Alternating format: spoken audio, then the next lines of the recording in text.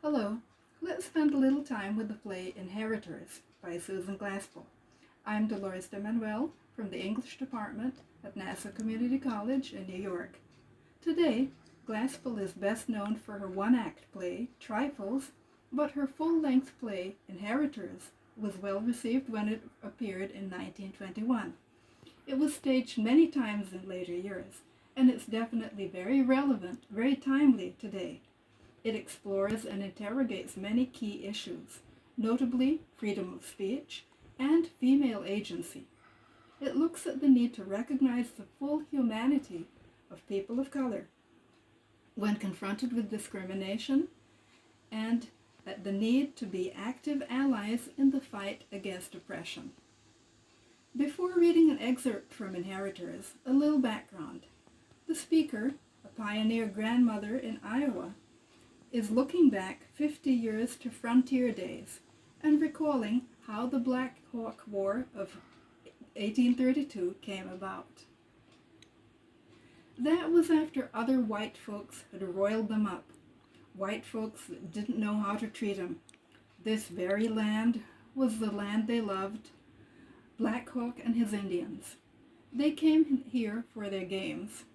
This was where their fathers, as they called them, were buried. I've seen my husband and Black Hawk climb that hill together. He used to love that hill, Black Hawk. He talked how the red man and the white man could live together. But poor old Black Hawk, what he didn't know was how many white men there was. After the war, when he was beaten but not conquered in his heart, they took him east, Washington, Philadelphia, New York, and when he saw the white man's cities, it was a different Indian came back. He just let his heart break without ever turning a hand. To comment on the quote, first I'd like to point out that Inheritors is partly a historical and autobiographical drama. Glaspell is recalling her childhood growing up near Black Hawk's ancestral village and hearing her grandmother's pioneer stories. She also read Black Hawk's autobiography.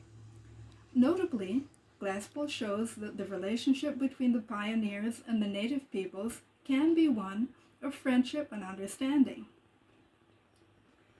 The conflicts between them come from injustice against Native Americans in their being, quote, rolled up by white folks that didn't know how to treat them.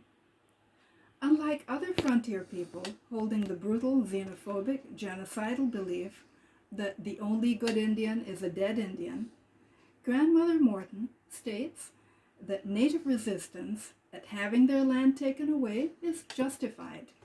She points out that white folks would be equally resistant. The excerpt I read is from Act 1. In Acts 2 and 3, the story moves 40 years ahead to Glaspell's own time, and we meet the great-granddaughter, Madeline, an idealistic college student who stands up for freedom of speech, willing to risk male objections and even jail. At a protest, she fights back against the police with her tennis racket. In the character of Madeline, Glaspell's play is questioning President Woodrow Wilson's restrictive Espionage Act of 1917 and the even more limiting Sedition Act of 1918. While they were meant to protect morale when America became involved in World War I by curbing any political opposition, they were also xenophobic and anti-immigrant. Madeline is undaunted by being considered, quote, peculiar, and against a background of naive, jingoistic patriotism, she defends foreign students accused of being communists for protesting against British colonial rule in their native India. Like her great-grandmother Morton, Madeline speaks up with energy and with empathy for people of color and for the dispossessed.